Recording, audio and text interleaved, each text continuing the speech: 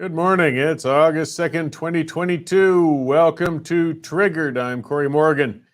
Yes, Tuesday, day after the August long weekend for those people who got it. Anyways, I hope it was a good one for you. The weather sure was hot enough out there if you were camping or doing any sorts of outdoor things. And some people were getting their vehicles beaten to death by a freak hailstorm up north. I'm sure that'll be blamed on climate change as well. Good to see you guys checking in. I'd like to remind everybody, yes, we've got that comment scroll. That's one of the great things about being live is seeing you guys checking in from all over, knowing there's actually people watching and I'm not actually just talking to myself right now. Make use of that. Send questions to me or comments to me or to each other. Have discussions. Just try and keep it somewhat civil. We can get upset and worked up. That's what I do all the time. But we don't have to be rude to each other, just a little forceful at times. So good to see you all checking in there, guys, after the weekend, everywhere from Monty Lake to Seba Beach and Swan Hills. All good. So let's see what's going on this week. Well, this day, we've got National Coloring Book Day. This is a big one for Prime Minister Trudeau, who right now is vacationing in Costa Rica. So I imagine on the beach, he's taking advantage of that with his favorite coloring book and trying to, make the best colors and art forms that he can. There was an article that just came out that one of the top gifts he's been getting over the years from foreign diplomats and things actually were portraits of himself. I guess they know, let's give him what he loves, and that's pictures of himself. So he can, perhaps he's coloring those pictures right now. It's also, and this is one that's kind of going out of style, take a penny, leave a penny day. For those, it's amazing. Pennies have been gone as long as they have already in Canada anyways, and they're not even in much use in the States anymore. But there used to be that, little item there where you could use a couple cents for those odd things with the GST and odd change and everything. Well, there's still a take a penny, leave a penny day, apparently. And this is the day you're supposed to celebrate it. So even if we don't have pennies anymore, you can look back nostalgically on those days where those copper pocket clutter used to be hanging around with you and building up in piggy banks and jars and, bedside tables, wherever you stick them, rattling around in your dryer. Also, one other thing, it's on a personal note, but it's my grandmother's 103rd birthday today. Now, I know Nana's not a viewer of my show. She's not quite at the place of watching, politically hyped up shows and everything else, but she's made it 103 fantastic years. I've been a very lucky young man to have such a long-lived grandmother like that, and she's been a fantastic lady. So just acknowledging and letting you guys know, see, for those folks who watch because they can't stand me, your chances of me being taken out early in this lifetime are pretty slim. We're pretty long-lived and stubborn people. So happy birthday, Nana, and let's see if we can get you to 104. All right, I'll get on to the show now and some of the things. We got guests, Kevin Halwa of the National Police Federation, and he's going to be talking. They've got quite an initiative that's basically the union for the RCMP, and they're very much in opposition to the prospect of an Alberta police force. You can see why, I guess, and things like that. I'm, pretty supportive of an Alberta police force, but, we want to hear all sides, and they got an initiative going on. So we'll discuss that with them and see where they're going with things, because they've really been organizing with municipalities and others to try and push back against any push for a provincial police force. And then I've got retired Justice Brian Giesbrecht on. I messed up last Friday with the scheduling, and we didn't get him on the show, but that's okay. He's coming back today, and it's going to be kind of police related in a sense. It's on to the residential school issue again. I keep following up with that issue, but we're going to talk about with the retired justice, like, why has there not been criminal investigations into all these alleged graves? So maybe it's time to call for it. Maybe it's time to get them out there.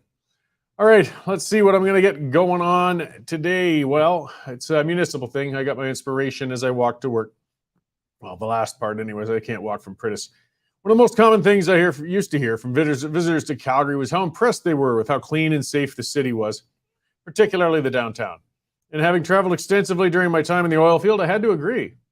I've not heard people say that about Calgary in a long time now. And in working downtown this last year, it's not hard to see why. The smell of human urine permeates every underpass, and garbage is strewn everywhere.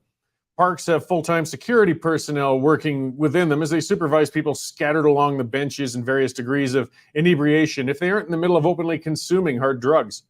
Discarded syringes are commonplace, and people walk with their heads down to avoid making eye contact with the all-too-common tripped-out addicts aggressively bouncing around on the streets. A downturn in oil prices coupled with a decade of massive business tax hikes has led to chronic commercial vacancies in downtown Calgary. For lease signs pepper the windows of street front businesses, and those that remain open are struggling. Street parking, all but gone, as bike lanes have taken over at the expense of the businesses that used to rely on customers coming by car. Contrary to claims by progressive city councillors, cyclists are terrible customers who rarely reach into their spandex to spend money at local businesses. Bike lanes are not a business boon.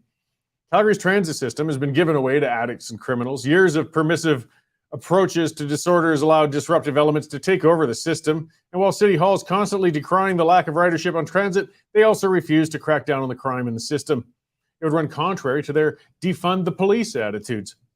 While Calgary City Council has hinted and pushed periodically at defunding the force, they have failed. They've constantly battled with the city police, though, and officer morale is at an all-time low. They can't fill positions, and officers are burning out.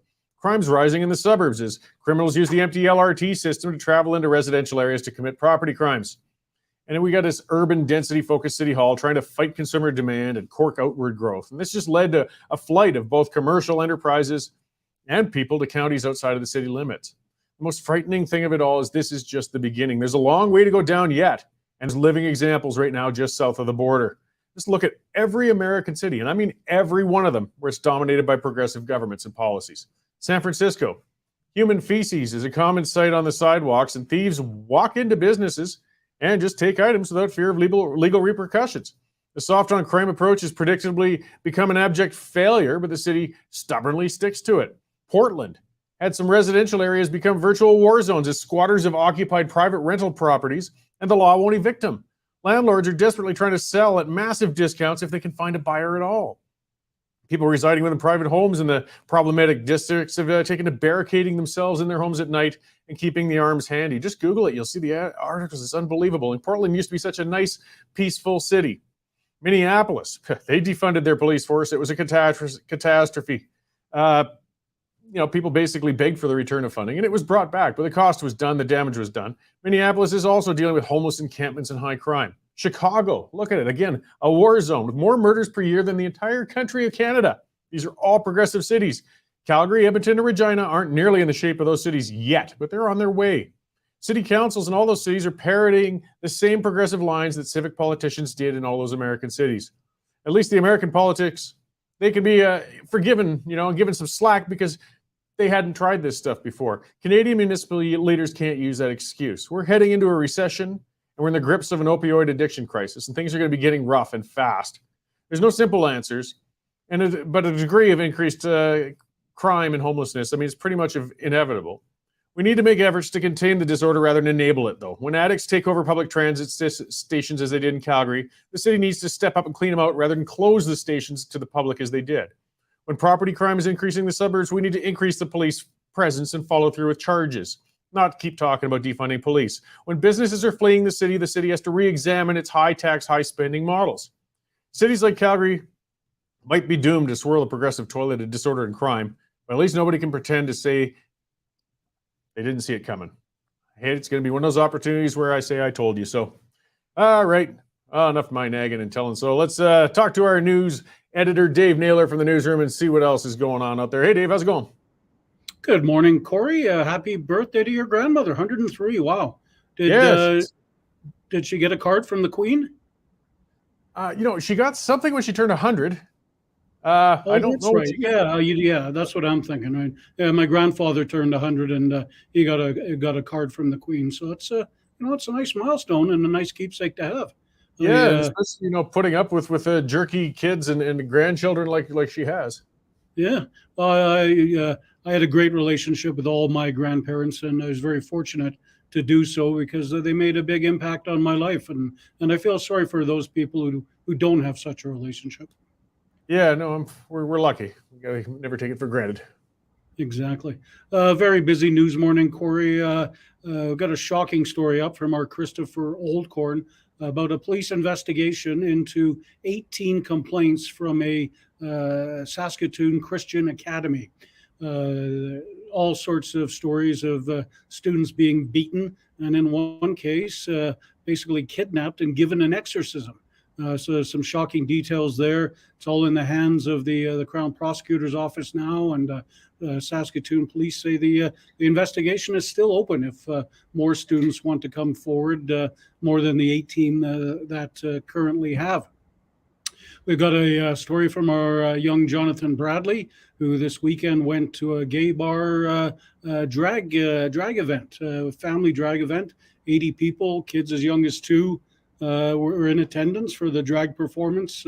Most of them were between 6 and 8, so you can read that, and Jonathan will fill you in on what happened.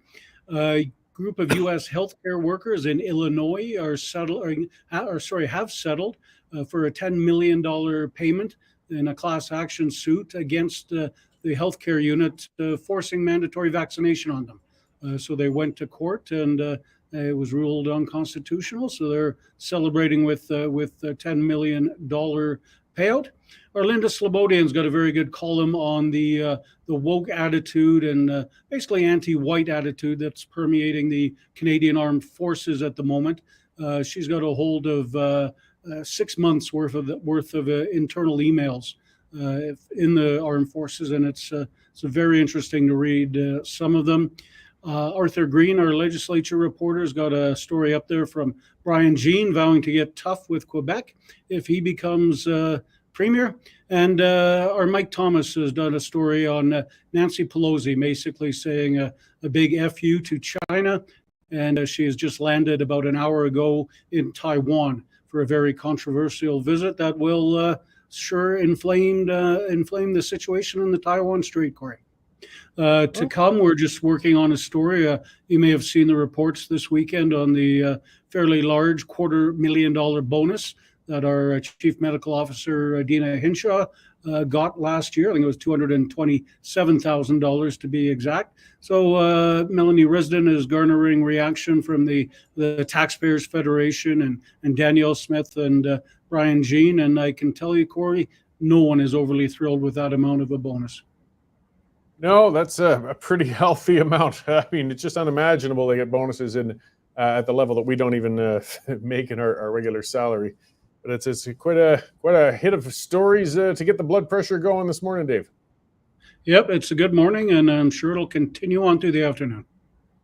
Right on. Well, thank you for the updates, and I'll rant about them throughout the course of the show, and I'll talk to you afterwards. Thanks, Cory. All right, thanks, Dave.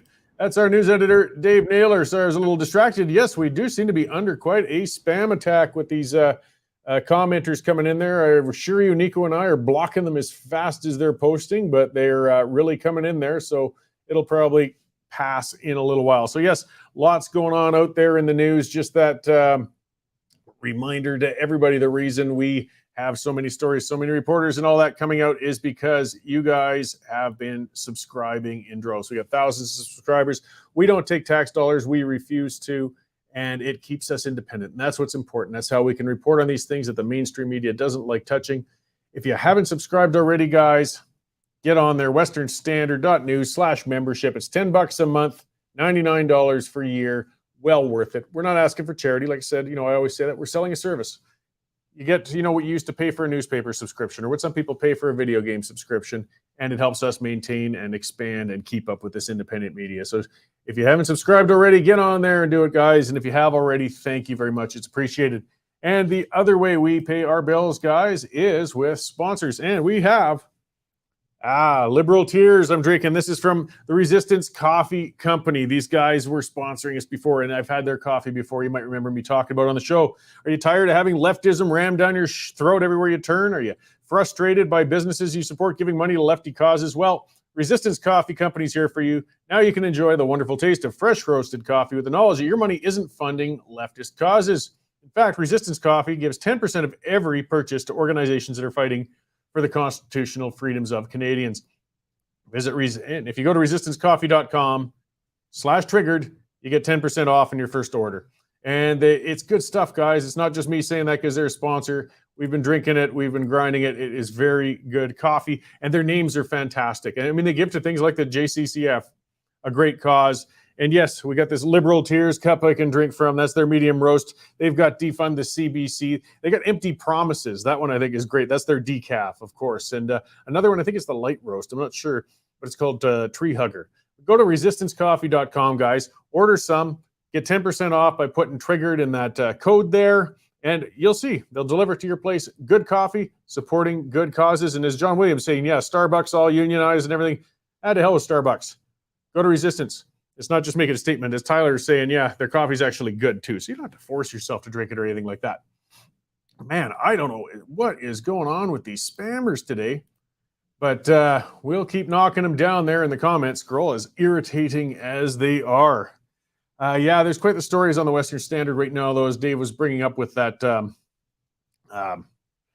that bizarre one with a Christian school out in Saskatchewan. They were paddling kids. They were trying this crazed exorcism for a kid they determined was gay. It sounds like it's all catching up on them now. Leave the kids alone. And this is on left and right. This is where we get the problems. We get so many... this fixation from the activist element of a lot of the trans community and things like that, where they always they want to read story time to kids. They want to push it on kids. Let them grow up. I got no problems with trans people. I got no problems with the LGBTQ community, but leave the damn kids alone. And likewise, though, if you're a crazed Bible thumping lunatic Christian school were, leave those kids alone. Hey, if you really believe in your powerful God, good for you. Let God take care of it. Don't try and paddle it out of them. Either way, I'm sure there's going to be some very serious lawsuits following up on that oddity and bizarreness that's going on. So that's sort of a rough story going on. At the same time, though, our own Jonathan Bradley went on the weekend to a bar in Calgary and attended a drag show. It was a family, invited drag show and things like that. And at the end of the story, he does point out, like, a person who's a trans or drag queen type, just saying, look, just leave the kids. We don't need the kids there. We can have our fun. We can do our things. We don't need them there. I don't know why it's so unreasonable just to say, keep these things adult, But it's just, we can't seem to stick to that. Activists, it's a sign of extremism. I think we see the signs of extremism in two fronts, basically. Whether it's far left or far right. One thing you always see, of course, is that extremists never have a sense of humor, whether it's left or right. They can't laugh at anything, much less themselves. So always watch for the extremists when it comes through that. And the other thing with extremists is just they seem to want to get into putting whatever their ideology is, left or right, and getting to the kids rather than just letting them grow up and do what they will and making their own decisions once they become grown. Either way, lots of unusual things in the news today. This is one I'll hit before I get to my next guest. I see you starting to get set up in the lobby there. And this is COVID violation in the workplace. So safety rules were documented in the federally regulated private sector. This is one of those areas we got to watch. Federally regulated private sector. So they're private companies, but like airlines, things like that, they're regulated by the feds. That's where we're starting to get some of these, vaccine mandates, things like that. But if they felt it was so dangerous from COVID, they couldn't come to work, that's documented. If they felt it was a workplace danger, just like if you were working in an unsafe environment, if, we were getting shot at here in the Western Standard offices, or when I was in the oil field, if they were sticking me into areas with high sour gas content and weren't giving us proper things to protect ourselves or test, then we'd make a report. Well, of all the 910,000 employees under this, only 8 felt they were feeling too unsafe to go to work because of COVID. It just says something, because we heard from the media, we heard from a lot, we heard from ostensible business organizations before that people, well, they want these restrictions, they want all this because they aren't feeling safe in the workplace because of COVID. Well, if only 8 out of a million, and I understand they brought in regulations and things like that, but only 8 out of a million actually felt uncomfortable. Was there really that much public fear of going to work under COVID, when that was going on? It doesn't really look like that now that the numbers are coming in. We got this benefit of hindsight with COVID right now and a lot of things. And just a lot of these numbers aren't really matching the narrative that we were given before. So I'm going to see if Mr. Halwa doesn't seem to have his video going, but I see him in the lobby. Maybe we'll pull him in and see if we can talk to him. And he is with the, where do we get back to where I was? He's with the National Police Federation, and they've, again, started quite an initiative, to keep the RCMP within Alberta. So let's bring Mr. Halwa into the stream here. Do you hear me there, Kevin? I do, sir. Thanks very much for having me. No problem. Yeah, sorry, I thought there might be video, but we can certainly still talk, of course. So that's good. I appreciate you coming on to talk to us today. Sure, you're very welcome. So, sorry, I'm just trying to sort with my camera here. Oh, yeah. 1 second. It's no problem. But I guess initially, so this was came out just the other week. Keep Alberta RCMP campaign. You guys have been working very hard with municipalities, basically to. There we go. I guess preserve the RCMP with Alberta. I mean, there's been a stronger push to get a provincial force in Alberta of this last couple of years than we've probably ever seen in Alberta, and you guys are clearly in opposition to that. Yeah, there's been a concept brought forward by the provincial government, the Kennedy government specifically, to look at provincial policing, Alberta Provincial Policing Service for the province of Alberta. There was, and that came as a result of the Fair Deal panel, who did some surveys and talked with some Albertans, and then PricewaterhouseCooper report that was created by PricewaterhouseCooper for the provincial government. Unfortunately, that neither the Fair Deal panel report or the PricewaterhouseCooper report really effectively addressed the primary concerns that Albertans brought forward. Okay. Yeah. Well, some of the concerns, and I saw that in what you're talking with your call to action, for example, and I know that as somebody living outside of the city, was what we feel to be inadequate police coverage in rural areas and response times. And, with a proposed provincial force, I guess there wasn't anything necessarily saying that a provincial one would be any better in that circumstance. The problem's a little deeper than that. No, you're absolutely right. The problem is much deeper than that. The PricewaterhouseCooper report actually basically suggests to duplicate what's already in place. As far as the number of detachments and that sort of thing.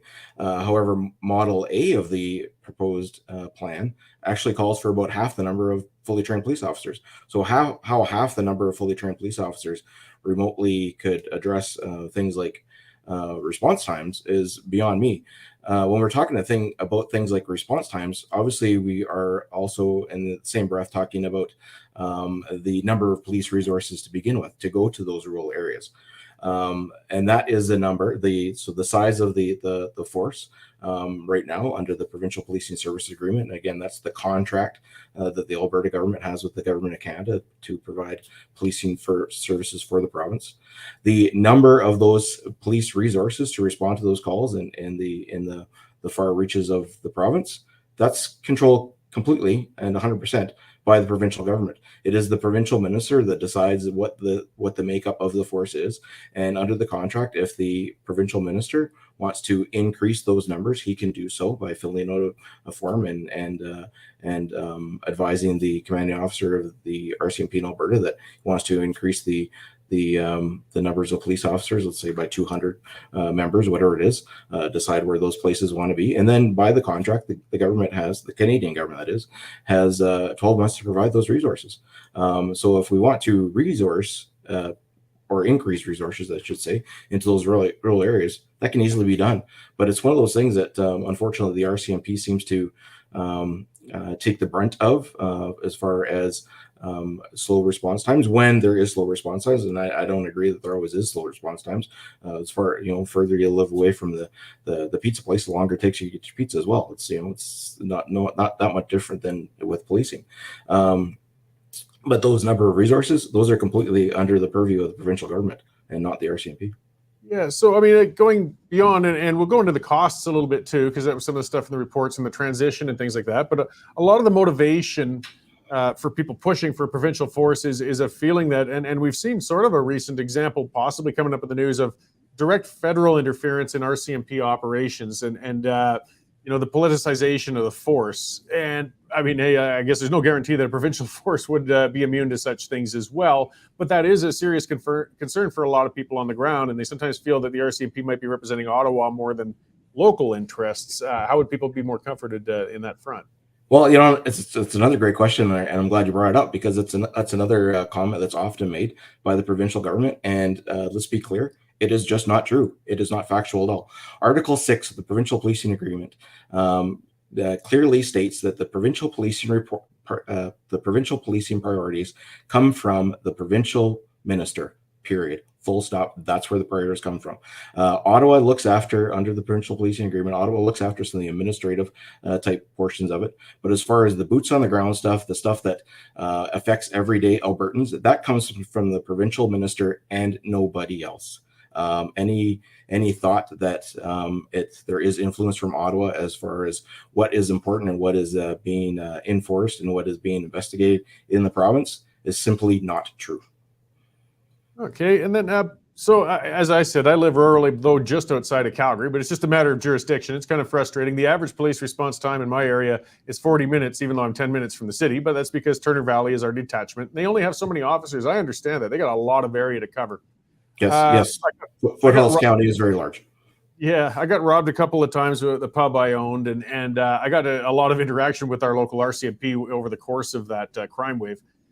They're very good officers, and I was satisfied with it. But things I did notice over that period of time was, for one, almost none of them were from the area originally. Like, that's one of the things with the federal force, we get people transferred in from outside areas. It's just the nature of it.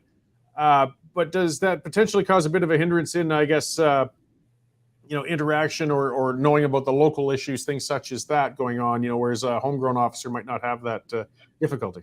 Well, that's a fair comment. As you're well aware, our RCMP draws resources and applicants from across the country and across the globe, really. But that is not any different than any other municipal police force in the province or in North America.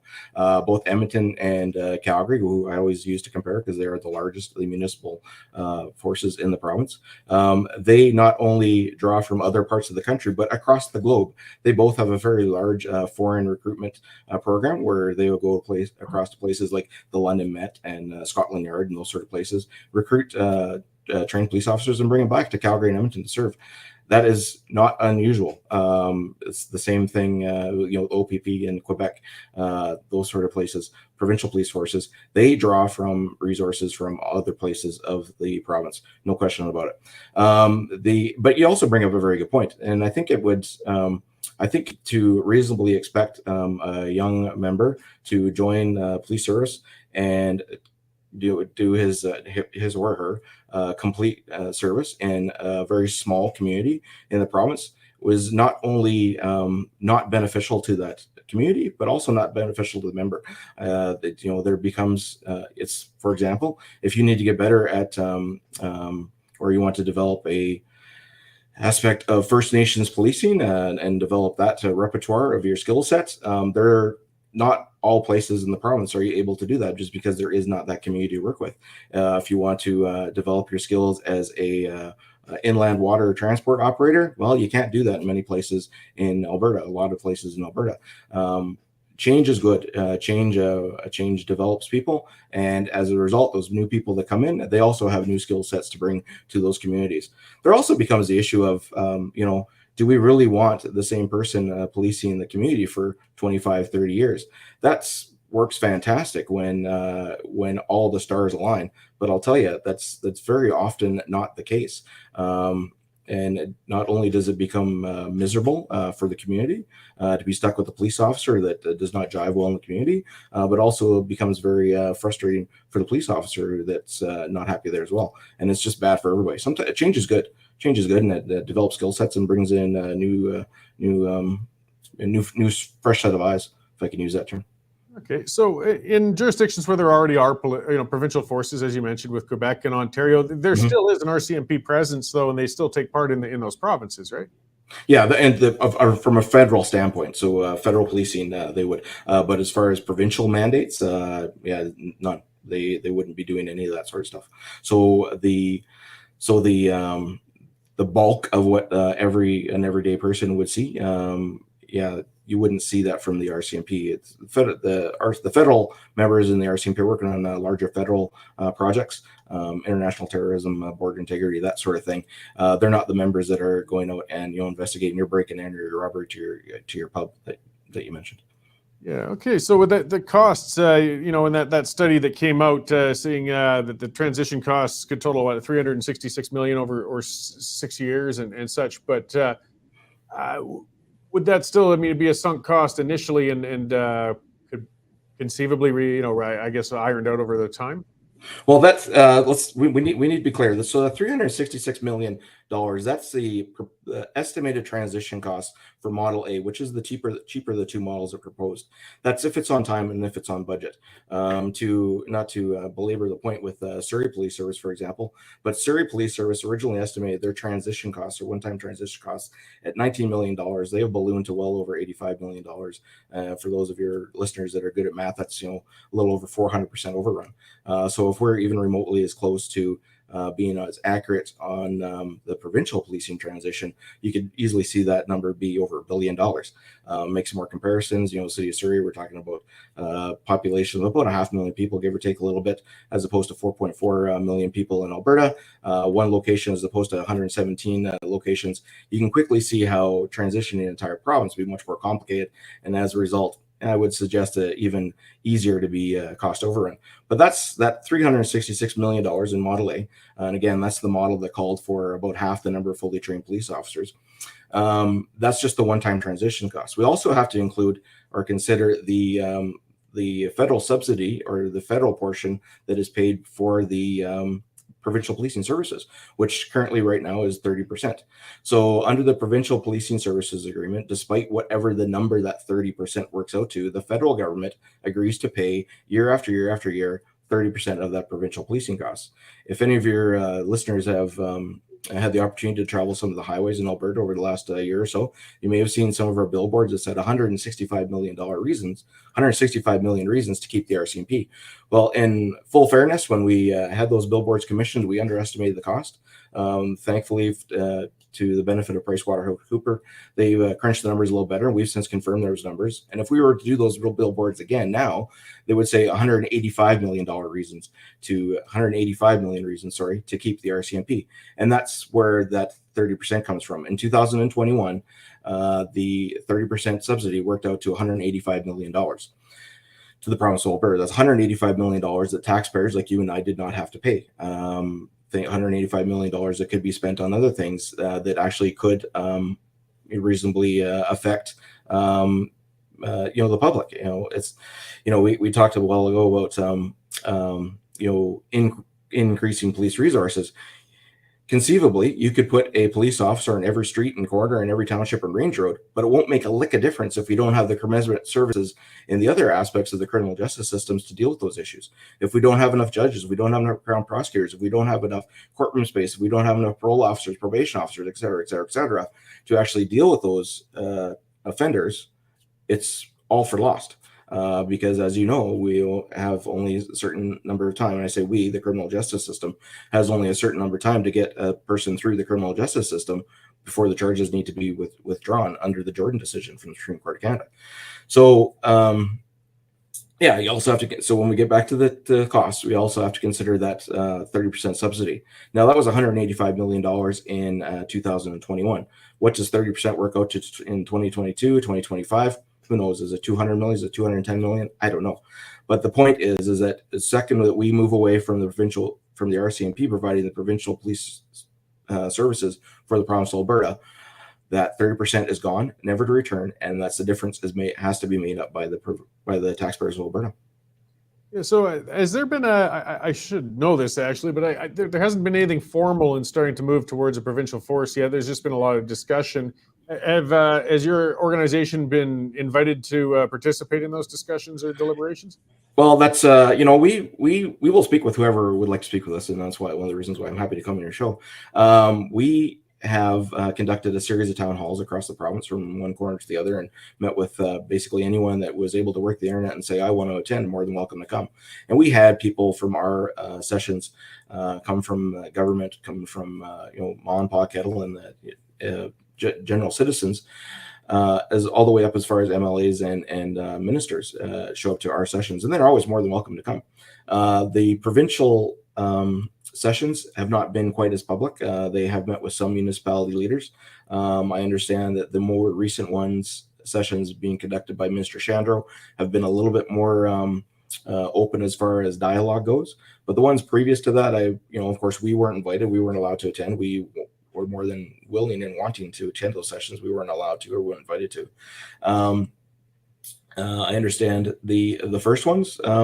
There wasn't real any question or answer or discussion, more of this is what we think and this is the way we want it to do.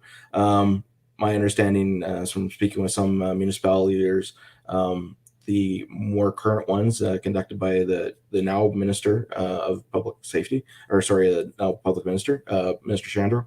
I understand that those more recent sessions are a little bit more conversation, which is good, which is a good sign. Okay, well, I appreciate you coming on to talk to us about it. Where can people find more information then about your initiative and where you're working on these things? Certainly, if you go to our website at keepalbertarcmp.ca, there's a whole pile of information there, including stats and other information, and a link to that provincial policing services agreement that I mentioned. Great. Well, thanks again for coming on, and we'll see how things iron out. There's some pretty politically volatile times in Alberta right now, so we'll see what happens in the months and years to come. So, thanks very much. Thanks again, and I'll talk to you again perhaps down the road. Bye now. So yes, that was Kevin Halwa of the National Police Federation. And and as I said at the start, it's not along the lines where I go, but I want to bring in all sides on this and talk about it. And there's valid points they can bring in as well as an association on this. I still feel we need a provincial force. And I mean, a lot of it isn't just a matter of the cost, it's the other benefits or concerns or things like that. I'm not going to grill him terribly hard when he's on. I bring guests on, as I said. I want to get answers to the questions and everything, not rip into them necessarily. Because it's just fair to have that discussion. And like I said, I like to treat my guests with some respect. But I mean, he's speaking of a subject that this is one of the federal provincial areas we have a lot of problems with, and that's firearms. I may as well speak, segue into one of our sponsors, and that's the Canadian Shooting Sports Association. These guys, they're standing up for your rights to own and utilize and make use of firearms as a law-abiding firearm owner, as I know you all are. And they're out there for you. And I mean, they got all sorts of resources. Their name says it all. It's a shooting sports association. If you collect firearms, you're a hunter, you're a target shooter, any of those things, you got to be a member of these guys. This is how, for one, you have resources. There's videos for safe firearm use and shooting events, trade shows, things that are coming up. And of course, most important of all, it's safety in numbers. You get together as an association and they lobby on your behalf against this federal government that is trying to take away your legal right and ability to own and use firearms. So check them out, guys. Canadian Shooting Sports Association, CSSA-CILA.org, and take out a membership. Well worth it, and it's for you. It's an investment in yourself. I know we like overusing that term investment like that, but it's true. All right. So yeah, some of that discussion, some people pointing out, So there's challenges. I mean, one of the things I wanted to ask about, as I said, there's a lot of turnover with the local RCMP, for example, in my area, and because they're federal. And he explained some of the reasoning for that. And it's mixed in the sense. I mean, there's one problem that is a problem when you get homegrown police members. As we see in the States with elected ones sometimes, you do often have a much better recipe for corruption if the officer is that tightly tied to the community. I think Mr. Halwa was too polite to say it, by saying, it can be problematic if an officer's there for too long. Some of the discussion coming up too, though, I believe in localized police forces. I mean, I think, I do like the American model. It doesn't mean it's perfect, but say having an FBI, a federal force, even if it's more costly in the transition, and then having provincial or even smaller municipal level ones going on. And in the right areas, people celebrate it, right? Like the Six Singer Reserve right now is going into, it looks like they're going to be forming their own police force again. They did have one in the past. And the Sutina Reserve, just up the road from my place, they've had their own force for quite some years now too. Because the needs on those reserves, of course, are a hell of a lot different. That's a little bit of what my guest was talking about too, the training, the things for different areas. I mean, an urban police officer, there's a lot of common skills, but learning how to relate while on a rural First Nations reserve, that's a whole different social ball of wax there going on, different, just culture in general, different crimes and different needs. And it would take some specialized training to be effective there. So we need those localized ones to deal with different local things. And then you just go 5 miles away and you're down in Prentice area where I live, for example, from the Sutita, and we're a community of either Calgary commuters or ranchers and a very nice golf course. The policing needs around there are going to be a little different than what you need on the Sutina Reserve, even though it's only a few miles. And it's hard for a large federal force to adapt, in my view, to those local needs and those local differences going on around there. The other problem that happened on the Siksika Reserve, as I said, they had their own police force through the 90s. Nobody likes talking about that, but the reason they didn't renew that force was because their force became very problematic. You know, the polite way to say, there sounds like there was a lot of corruption. The police officers turned out to be somewhat bullying members of the reserve, and it went very badly for them. And now they're going back to it, which I still think is a good idea. Go back, but learn from it, get a local force, and of course, get better controls in on the force this time. Because it's better for the people there. There's a lot of mistrust in areas like the reserve and things like that between the RCMP and reserve members. But there's a lot of reserve members that are victims of crime too, and they want to feel that they have a police force that they can trust, or that can understand their local challenges that are different in other areas. So I want to see a decentralized police force. As I said, I don't agree with the guest as much on that. Dash Riprock kind of saying along the lines of, why do we need police and at all? Well, I'm not going to go the full out libertarian, but he's mentioning something that I'm kind of in agreement with. Like, here's one of the things we're always hearing from the defund the police bunch, or the people who really hate the police and they just want to see the police pushed down, and they try to demoralize them, everything from the thin blue line patches to every bit of their performance. Fine, and I've said it before on here, I could live with defunding the police. Just respect my right to defend myself, though. So don't do like you did with Eddie Maurice. If I find some clowns breaking into my place and they're coming up to my front door and they happen to get shot, don't blame me. Let me do that. I don't want to shoot somebody. I got a feeling. I mean, these guys might be crackheads and criminals, but for the most part, they got some degree of, self-preservation within them. And if they know that your odds of getting killed, if you go out robbing rural properties at night, are really high, they might reconsider robbing them in the first place. I don't think anybody apart from, actual psychopaths and sociopaths wants to shoot homebreakers or people coming on their property. But if I know I've got a 40-minute police response time, and I'm telling you right now, and Jet Gordon's saying, wish we could defend ourselves. We can, but unfortunately, we got to run the gauntlet first, right? And when it goes to jury, always acquitted. Always. When it's citizens, they always acquit, but they can really punish the crap out of you on your way to that. But it's as the old saying goes, right? I'd rather be judged by 12 than carried by 6. And if I'm making the decision when I'm in a scared situation and I've got people approaching my household that I feel are putting us in danger, and my family is in there, I'm going to put the safety of the people approaching my house second to anything else, and I'll deal with the law after the fact. But if we allowed more self-policing options, maybe we'd be better off. And during that period of time, when there was that crime wave, when my pub got nailed, a couple of pubs in Bragg Creek got nailed, these guys were going for weeks, and they were hitting places repeatedly. They hit me over and over again. And the RCMP were trying, they were. But as I said, their detachment is in Turner Valley, and there's only so many of them. It's a lot of square miles. But boy, when they were holding the town hall meetings around, because this was just after the Eddie Maurice thing too and everything, the RCMP really didn't like you defending yourself in any sort of way. And I was at a town hall meeting during the Maurice thing in Pritis, actually. And I remember somebody saying, well, because they were talking about what can we do in the 40 minutes while people are robbing us? Because we were getting so bad out there, insurance companies were starting to refuse to pay out anymore. They're saying, you're too high risk. We just don't want your business anymore. We can't do it. You get stolen. And one of the things that the RCMP officer, actually, this was in Okotoks. I'm getting onto a ramble, but that's, I want to. Because it was a big meeting in Okotoks. And the RCMP officer was standing in the front and telling the whole crowd, because everybody's worried about rural crime and the problems going on. And he said, everybody, it's just stuff. He said, let it go. It's just stuff. Well, wait a minute. That room did not like hearing that at that town hall meeting in Okotoks. What do you mean stuff? That's our possessions. It's the stuff we worked for. For a lot of the people down there, that was the tools of their trade. They were getting their welding trucks stolen. They were getting their tools stolen, chainsaws. When you're living in a rural area, those are tools of your trade. This is how you make a living. And as I said, they were getting to the point where insurance companies weren't even covering us in high crime areas anymore, because they just, they're in business too. And basically their premiums were going to cost more than the items were worth.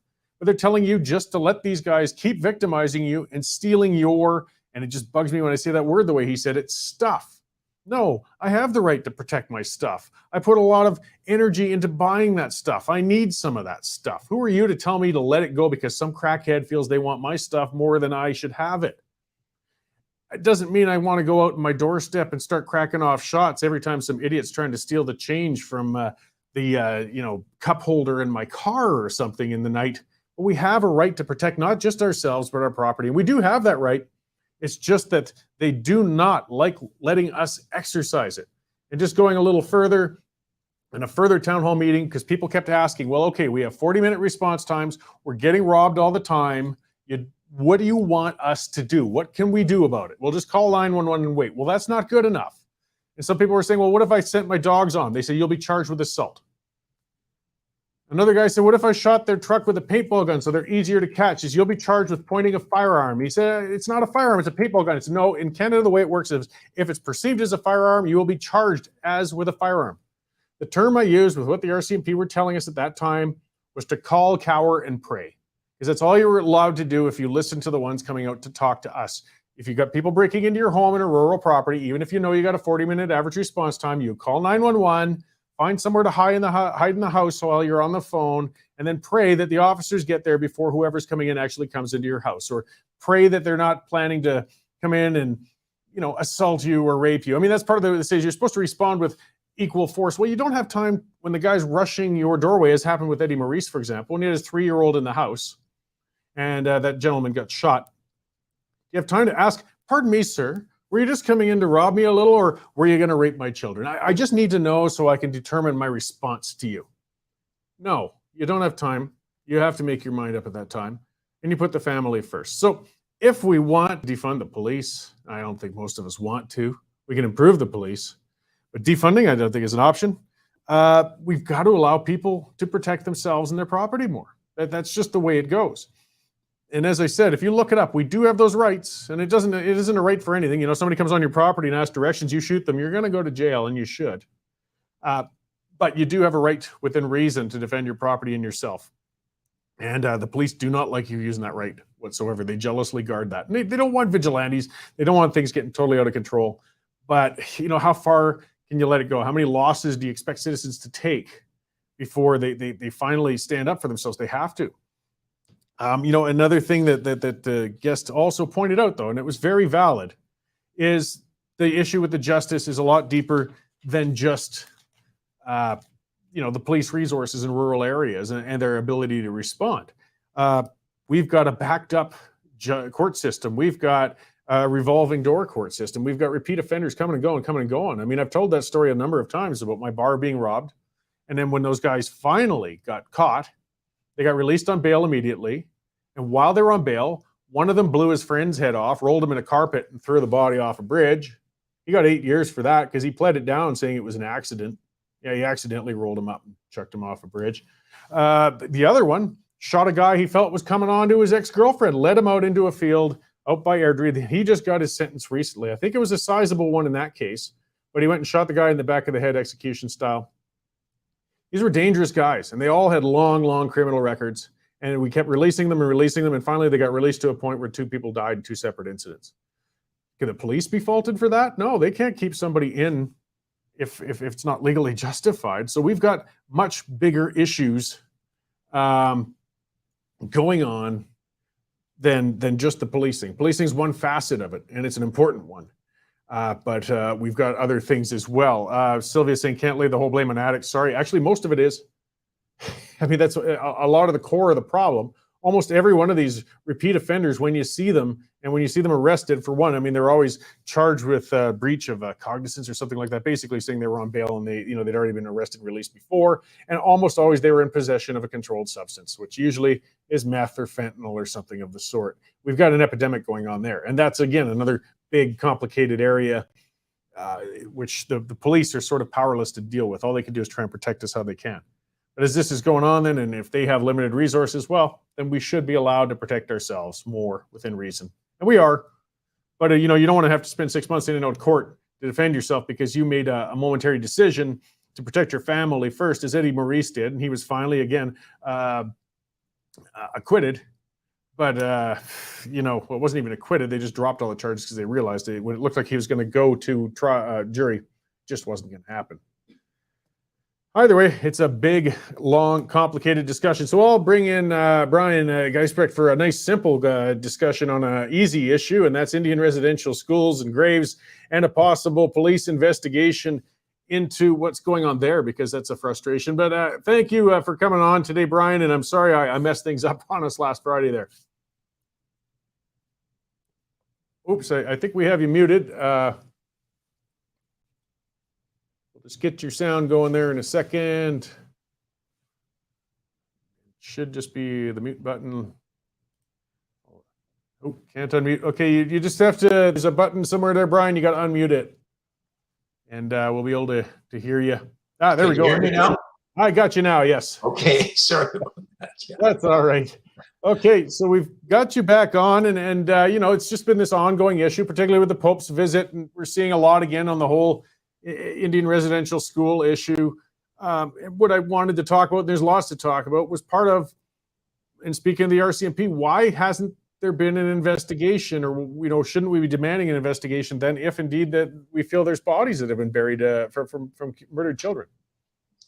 Well, my understanding is that at Kamloops, the RCMP did in fact begin an investigation.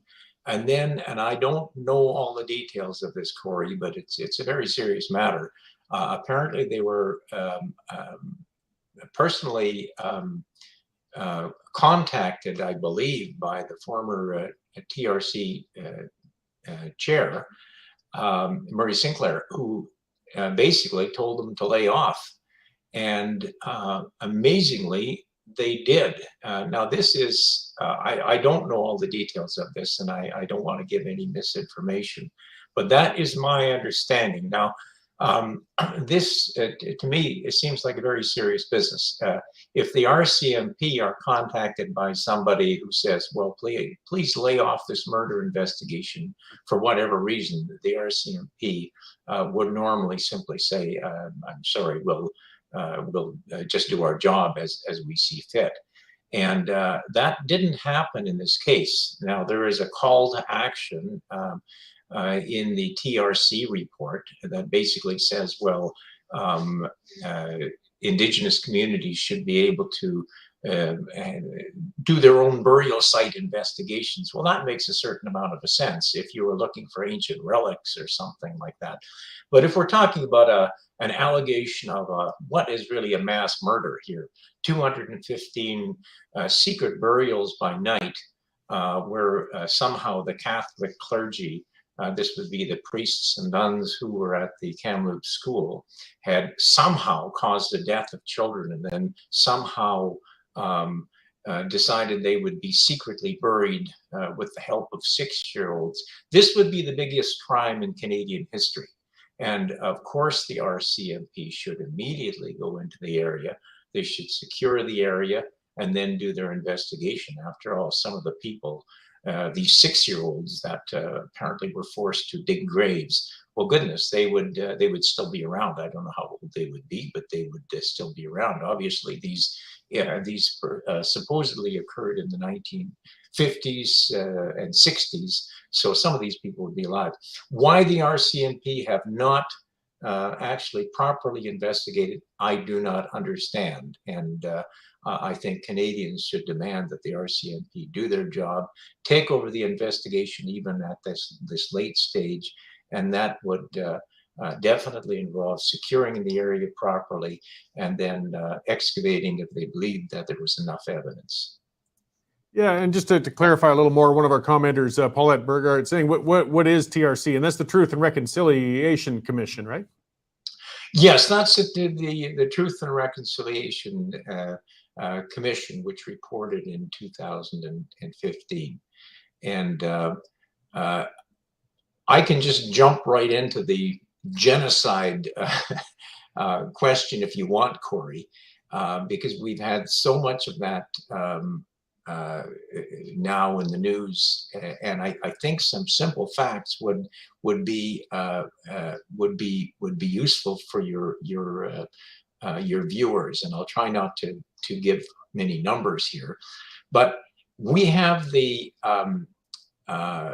story that 150,000 Indigenous children were forced to attend residential schools. And that fits into the genocide definition. In other words, if you take 150,000 children and force them into schools and indoctrinate them, yeah, that probably would be called cultural genocide or even genocide. But none of that is true. And the CBC and CTV is just as bad, and even the mainstream newspapers keep repeating this misinformation. So I just thought I'd let you know, I think, where this comes from.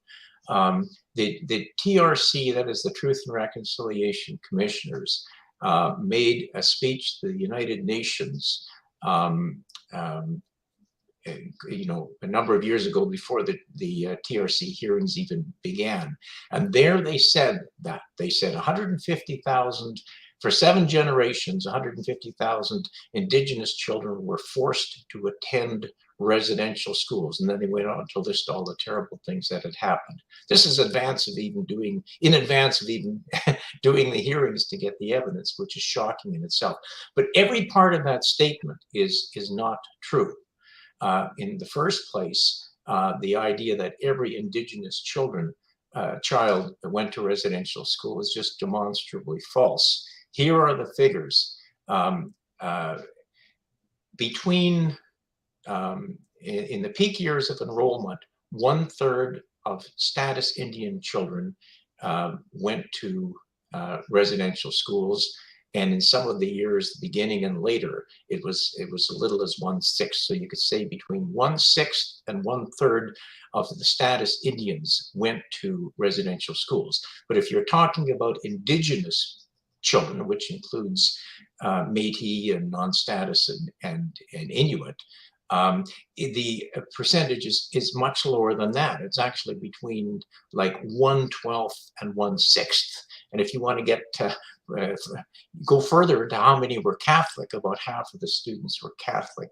You had something like between 1/24 and 1/12 who actually went to residential schools. Now that's a tiny, tiny number.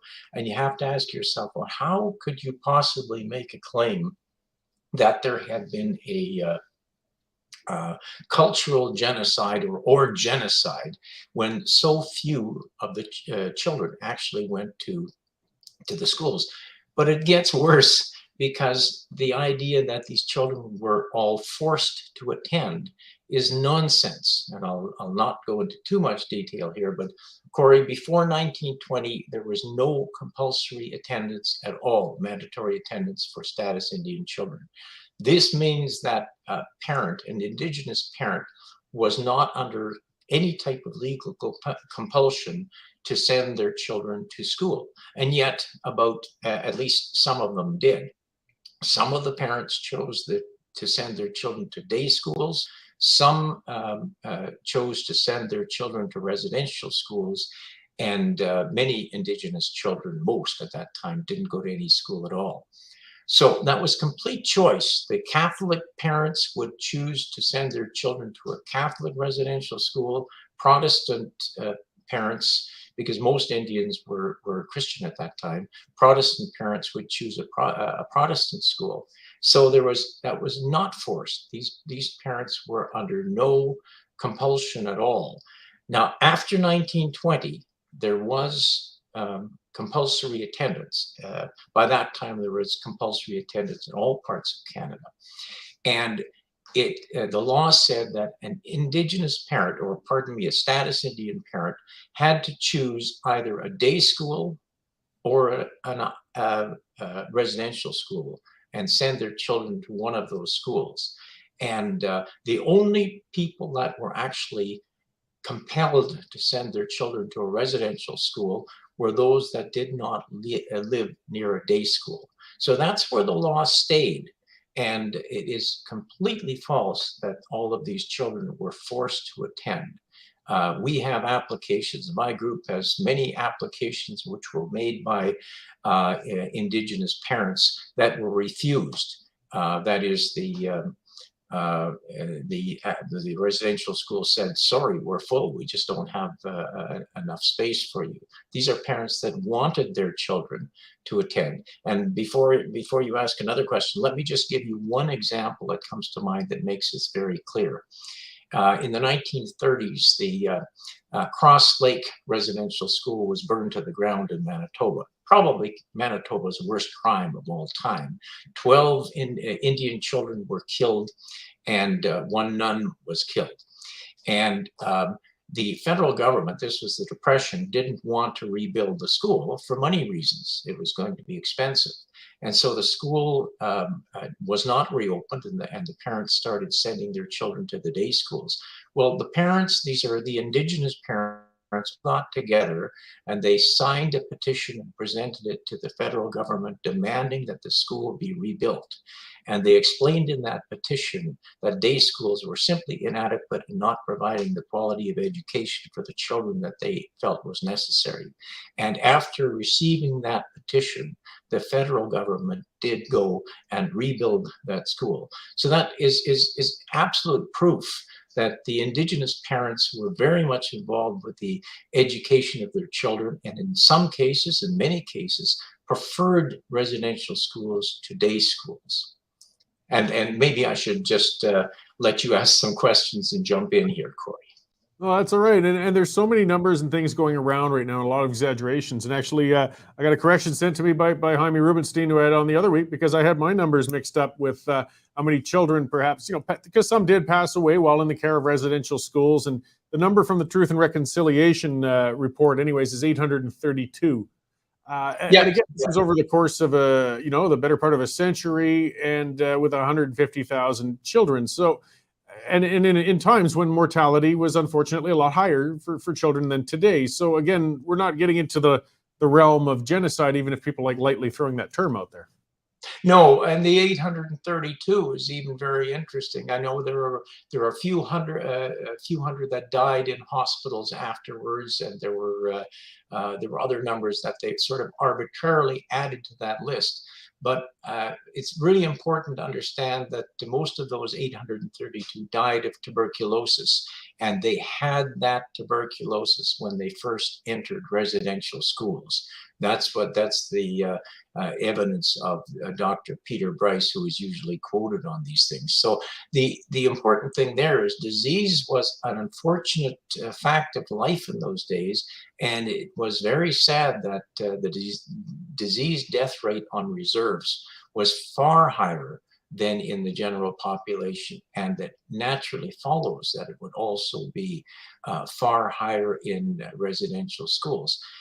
And instead of saying, well, what is the rate of death at residential schools compared to the rate of death on the reserves, which is the proper comparison, what we always see in newspapers is, well, the rate of death at residential schools was 5 times higher than at other schools. Well, that's absolutely true, but those children at the other schools did not come from reserves. It was the reserves that, for many historical reasons, had a very high death rate from disease, particularly tuberculosis and influenza in those years.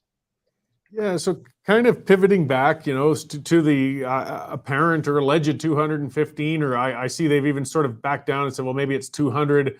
But it's the anomalies found with the GPR in Kamloops, where it's felt that there were perhaps that many bodies secretly buried. I mean, that's a significant chunk on top of the 832 known. Again, I mean, Truth and Reconciliation, I wouldn't realize that commission would have the ability to tell the police what they can or can't investigate. And you would think, I mean, truth is the term in it. If people thought there were murders going on, they should be screaming at the police to get in there and get investigating as soon as possible. It just seems very counterintuitive that we aren't getting in there if we really thought a crime was happening. As you said, it wasn't that relatively long ago. The perpetrators might still be alive. We should be following up on this. And so far, there's not a teaspoon of dirt's moved. Well, I don't understand this. I don't understand what is happening with the RCMP. It seems that political interference here of some type is warping things at the top. But there's no question in my mind that when somebody makes an allegation of mass murder and secret burial, whether that person is Indigenous or anything else, then the RCMP in a rural area have the duty to immediately investigate. Because if they just let these allegations go, you get what we have today, where these claims are coming in all over the place, and people are doing do-it-yourself investigations in their own communities, and this is very wrong. This is Canada. There should be one policing policy that applies to all of Canada, and it's very clear to me that the RCMP should immediately, even at this very late stage, say, no, we don't let people do their own murder investigations. That's our job, and then get in there. Well, and you know, it makes sense with something as potentially serious as this, but do you think we're ever going to see a forensic investigation, or are we just going to let those alleged grave sites sit as they stand and you know, in speculation? Well, I'll give a prediction here. None of these communities that are alleging that there are these secret burials and with all of these crazy stories about priests secretly burying children and throwing them into furnaces and that sort of thing, I'm predicting that none of them are going to excavate. They will hide behind claims of jurisdiction. They'll hide behind claims that, no, this is sacred land and we've made these sensational allegations, but we're not going to do anything about them. There will be many other excuses given, but no excavations will take place. Because if they did, what they would find is exactly what they found, where the RCMP did do investigations. I mentioned that Shabnekady school in Nova Scotia, for instance, where there were these same crazy claims about priests secretly burying children and that sort of thing. And the RCMP investigated, and they found, yes, there were graves, but those were graves of Irish settlers who had died 100 years before the school was even built. And there are 3 other places where similar things occurred. So there's a type of, and I don't understand this, Cory, but there's a type of hysteria which has taken hold in some of the Indigenous communities. And that's why I don't call this whole missing children thing a hoax, because many of these unsophisticated people actually believe what they're talking about. They believe that there are indeed thousands of children that were murdered in horrible ways at residential schools. These are simply conspiracy theories, urban myths, ghost stories, whatever you call them, but they are not true. And they've been stoked by some very unscrupulous people.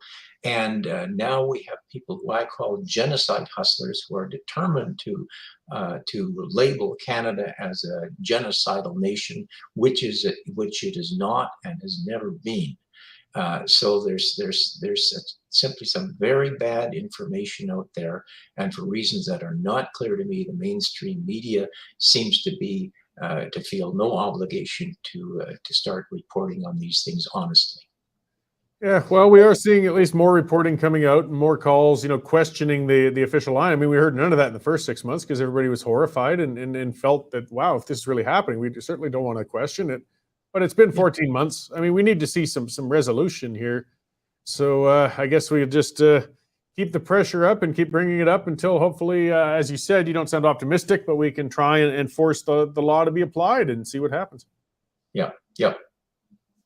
All right. Well, thanks for coming on again to talk to me today. And I suspect this story will be going on for quite a while. You know, hopefully we can get you on again because I don't plan on letting it go. I'm stubborn with this one because we got a real travesty hanging out there, and we'll just keep pressuring and examining and reading into this until we get some resolution, I think.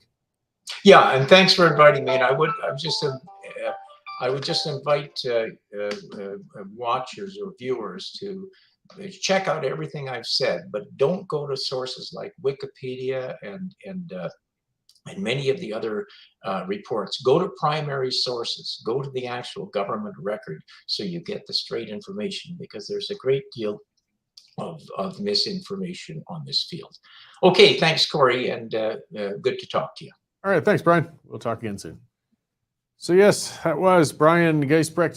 He's a retired justice. He's written, I believe, in the Frontier Center and Dorchester Review, and a number of things on this subject. And I'm just going to stay on their case because, I mean, come on, this defies sense. It does. I mean, we know why. When we ask the question, we know why. And he sort of alluded to it in the end. There are some people who are making a lot of money on the genocide narrative. There's some lawyers, when every time these settlements come in, hey, if you're making 10, 20% on that settlement, and we're talking settlements that are in the billions, we're talking some heavy duty money going on here. They really don't want to actually find out that maybe there's no bodies there. And maybe there are. And we should be just as furious thinking there are, because that means we have uninvestigated murders sitting out there. We haven't looked in. And so the Truth and Reconciliation Commission can shut down an RCMP investigation. I don't see where in the Constitution it says they can override a murder investigation. You know, I used the analogy before. I've got, a piece of property and some acreage. If I found, I was out there with Jane, we were messing around in the bush, and I found a couple of graves, and I phoned the RCMP and others and said, hey, I got bodies buried on my land. I just want to let everybody know, but no, don't come on and dig them up or anything. I just want to let you know they're there. They're going to say, no, we're coming in to dig those up, whether you like it or not. It's not your call. We're going to find out why their bodies, what they're about, whether they were ancient people from thousands of years ago, or whether these were recent murders or something that I buried up there. It's ridiculous that we're not following up on this. It's and we got to be able to hold it to account. We got to be able to question these things, because something is terribly wrong. Something stinks to high heaven. I'm a dork. Hey, I've been accused of it, and I could, most people would not question that. There's a show I like watching all the time called Time Team. It's a show from out in the UK with a bunch of them going out in archaeological digs and things like that out there. And, there's all sorts of neat old Roman or Iron Age stuff to be found. But something that was interesting I noticed on that show a couple of times, anytime they unearth any remains, even if these are archaeologists, they know that, they've dug down 6 feet in a medieval site, that the bones they're finding were, hundreds and hundreds of years old, maybe even thousands of years old. There's obviously nobody alive who could have taken part in the murder, but they have to call police to come in and look at it and sign off on a form to make sure we found human remains. We just want to confirm there's not an active crime scene going on here right now. Makes sense, doesn't it? I mean, you can't always assume that skeleton is not, recent. You have to check into that and check in with the police. And of course, archaeologists, it's just a formality. But how is it in Canada we can claim there's a bunch of these graves, but then never go any further on the investigation? It's absurd. It's nuts. So, yeah, Chris Gibson saying, why isn't the city of Kamloops excavating? This lands on the, I can't pronounce it, but the reserve land. So, the municipality is not going to touch that with a 10-foot pole. They're not getting in the middle of that. But again, I would think the members of the reserve should be the ones most eagerly screaming to have it dug up. Also, shouldn't the families of all the alleged missing children be speaking up? Shouldn't they be saying, my brother was missing, my sister was missing, my son, my cousin? Where are they? 200 and some children apparently disappeared, murdered, buried in an apple orchard, but nobody's looking for them. Shouldn't the family members of these murdered children be screaming for an investigation as well? Maybe let's catch who the criminals are. But they won't do it. So no, I'm going to stay on their case. Tiggy saying, do you watch Coast with Neil Oliver? No, I don't think I do, actually. Okay, yes. Sorry for the distractions while I speak. A commenter, fair enough. And we're getting a new teleprompter too. So, as I read my opening monologue, I'll be staring at the camera a little bit or two. And she's just saying, who are you looking at for on your right side? Your audience is former and your right. Well, my comments come up on a screen that's off to the right. So, when I'm interacting with you guys, I like to see what's happening. And, yeah, I know it's probably distracting to see me constantly looking over. No, I don't have a director or somebody screaming or throwing rocks at me or anything like that. All right, let's change the subject here and get to some news as we move towards things here. So a new one out. The Department of Public Works saying the Freedom Convoy cost millions in a work slowdown on Parliament Hill. But they also pointed out that carpenters' strike was more significant and cost them, it hasn't said how much, but a heck of a lot more. So, let's put things into perspective, right? So they're blaming the truckers' convoy for apparently $3 million worth of delays on the renos on Parliament. But the strike from carpenters, then how much did that bloody well cost? And this is something that gets me. The Cinder Block and the Peace Tower are under renovation. They're closed until 2031. And I know renos are a lot harder and more cost-intensive and difficulty than a new build. But this reno on Parliament is $5 billion. $5 billion for a reno. And it's taking it over a decade. I just, again, speaking of government pissing away our dollars, what are you doing with it, guys? It's killer. But either way, that puts things into perspective. Hey, maybe, the convoy blocked some things. It did cost some things. But compared to some of the other things, like they're catering to unions on a job that's costing massively more than it should, it's not good. Okay, here's one Dave mentioned. Yeah, I believe, or was it at the morning meeting? Either way, we have some gerrymandering. If people aren't familiar with that term, with population redistribution, in pretty much every area, provincially, federally, municipally, they'll change the boundaries a set period of time, maybe every 8 years, every 6 years, to reflect population changes, the boundaries for the representatives, whether it's a council or an MLA or a member of parliament. Well, gerrymandering is the practice, and there's a term for it because governments across the world do it, when they selectively cut pieces in and out of different ridings and constituencies to try and benefit the government, so that, their stronger people can continue winning and the weaker ones or the borderline ones might lose an election. And here's out of a coincidence, I guess, but with the rearranging in Quebec, the only person, it turned out a seat was lost. A seat went out of existence while they changed the boundaries of the things there. Happened to be a Bloc Quebecois MP who was the lone MP who opposed Trudeau's bringing the Emergencies Act in. Coincidence? No. This is a federal government punishing somebody. It's not just Tamara Lich where these guys are going after. They are scorched earth. They're going after everybody they possibly can who opposed or pushed back against their draconian measures to try and stop a protest. And it's not stopping even with members of parliament. So she no longer, her seat no longer exists. And in the next election, she's going to either have to find a new constituency and somehow run in it, or she's out of a job. That's what she gets for speaking up. That's Canada's democracy. We punish you for pushing back against the state. Now this kind of goes back a little bit. I'm looking at the stories here. Indigenous leaders wish Pope's acknowledgement of genocide was made on Canadian soil. It's never enough. That's, what I get to. It's never enough. It's never going to be enough for the grievance mongers who just want to keep this going, who insist there was a genocide. And even if they've now bullied the Pope into saying there was a genocide, but it wasn't enough because he wasn't actually here when he said it. Guys, and there wasn't one. There wasn't. I wrote a column and I said it outright. There was no genocide. Were there abuses in residential schools? Absolutely. Was the concept flawed? Yes, I do believe it was. But genocide? No. So let's quit using the damn term because it didn't happen. Not in Canada. And yes, let's see. So here's this story I keep seeing coming on over and over again. And the state broadcaster reports on behalf of the city of Calgary and Gondek and her crazy woke, administration, her $87 billion climate plan. Acting as if this is a surprise, transit riders told CBC Calgary the safety issues on trains are restricting their lives and holding them back from work and social activities in the city. No shit. I'm glad they figured out. We've been talking about this for a year and a half. The city has given transit away to junkies and criminals and reprobates. It's a mess. People do not want to go on that thing. It's not safe. It stinks. They're uncomfortable, but they just keep acting like, well, we're just discovering this.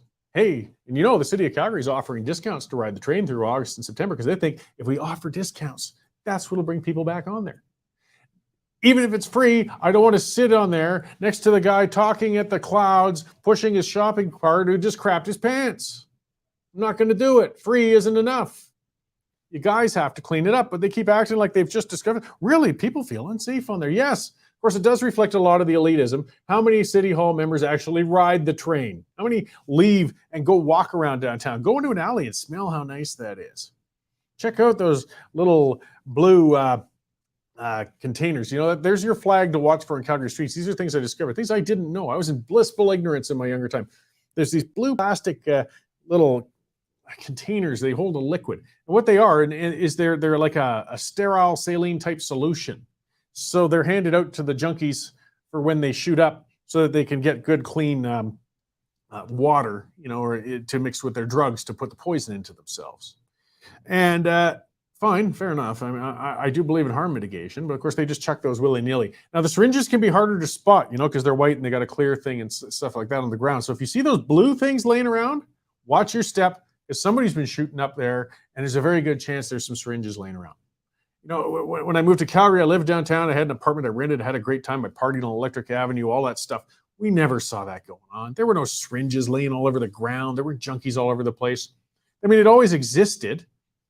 Used to go to in Inglewood. It's now trendy. Inglewood used to be nasty. Those of us old enough to remember who were in Calgary in the 80s and early 90s, Inglewood was a bad part of town. You didn't go there at night. Just that little cluster and where the National Hotel was. The nastiest looking, skinny, heroin junkie prostitutes and people in various states of bad shape. But it was just there. And it's still feel for those people who were there. But now it's everywhere. Come on, you can't go anywhere, even in the suburbs on street corners, and you'll see some poor scabby curb crawler coming up and down trying to beg money, from people waiting for the light to change so they can get more junk. It's a big problem. To be fair, Sylvia mentioned earlier, by the way, when I was talking about criminals, that not all of them are addicts. No, that's true. Not every one of them, but it's a huge part of what's going on with the crime. It's really a driver in it. And there's a couple of things. I'm looking at, I'm looking to the side again, but I'm looking at those comments. John Bolton saying, I ride my bike into downtown Calgary early on weekend mornings, lunatics screaming, drugs openly consumed, people passed out on the streets in Stephen Avenue, and people scream at them and pisses everywhere. I wish it was an exaggeration. And there's part of the problem too, is I think a lot of people stop going downtown, so they don't even realize how bad it's gotten. But as I was pointing out in my opening monologue, it's going to get worse. It's going to get worse. I mean, look in the States, how bad it's gotten. And, there's no easy solutions, but pretending it's not happening isn't going to help. And getting more progressive isn't going to help. Disorder feeds disorder. When you just let them pass out, crap themselves, get in people's faces, shoot up in the open like that, it only gets worse. And I mean, even the best meaning, and this isn't new. That's what gets me frustrated. We're seeing other cities, we're seeing other jurisdictions that tried, enabling. I mean, remember people looking back, Needle Park? It was so shocking. That was happening in the Netherlands. I believe it was in Amsterdam, where they just said, we've got heroin junkies. We're just going to address it. Here's a park where you guys can go do it. We'll just get it set aside so it's safer for everybody, and you can consume over there. And it failed. It failed terribly. It took a little while, but it did fail. Overdoses were high, murders were high, things went out of control. The park got just taken over by degenerates. It just doesn't work, even if you mean well. Pamela Jones, Kenny saying Victoria is terrible. Yeah, I see. It used to be a clean, beautiful city, full of mostly just senior citizens and flowers, and now it's overloaded with this junkies. We still have to address the underlying problem, which is the addictions epidemic, and it's an epidemic. But we can't just throw our hands up and say, well, we'll just got to let them do what they will until we figure something out for it. No, we got to maintain control. We still have to protect the majority. We do. The majority who aren't addicted, the majority who are trying to make a living, the majority who want to come safely down with their children or even just themselves and not have to do this. As I said in Portland, they won't evict squatters. Oh, no, that's unfair to the vulnerable. Well, what about the homeowner? So now they're screwed. If you look that story up, it's crazy. There's these houses that have squatters in them, and the owners can't get them out.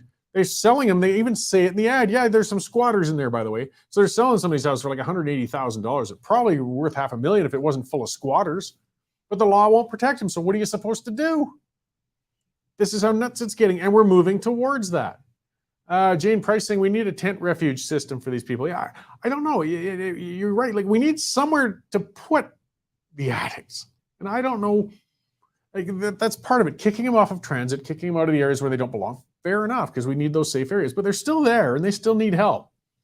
I think we need some bigger shelters. I don't know, big ones with concrete floors and big drains and where they won't hurt themselves and others, and they won't freeze to death. But other than that, we can't just let them set up anywhere they want. These tent cities, as some others are talking about, are turning into disasters. They're horrible. And it's not serving the people living within those tent cities or the people living near those tent cities. That's not a solution. So people say, oh, it sounds like a prison, what you're talking about, a big concrete warehouse. Well, look, how far do our obligations go? If we keep them alive from freezing to death and somewhat safe, and then we'll work on the bigger issues of dealing with their addiction or mental health issues, fine. But letting them live in a tent anywhere they please isn't working, is it? Is it even more humane than just having a large center for it somewhere, somehow? because these progressive efforts are failing. They're failing. There's no, this isn't opinion. It's been tried. They're doing it. It's not working. All right. Well, that's enough news for today, guys, and get me going. There's lots to talk about and lots of things we can work on. I just want to remind everybody again, check out Linda Slobodian's documentary. It's on the Western Standard channels, all of those sites, and it's a great documentary about the catastrophe in Afghanistan, how Canada abandoned its allies and friends over there. And she talked to a number of retired generals. It's about a 40-minute watch, well worth it. It's a first for the Western Standard to do a documentary like that. Give it a watch. It's she put a lot into it, and it's very informative. Tomorrow, I'm going to talk to Kelly Malmberg. He's been on before. He's an agricultural producer down south in Alberta. Because again, these pending fertilizer cuts have really got farmers nervous, and should have all of us nervous, because that's how we feed ourselves, guys. And of course, there'll be lots of other news, opinion, ranting, and perhaps other guests tomorrow as well. So thanks for tuning in today, guys, and I will see you all tomorrow at 11:30 a.m. sharp.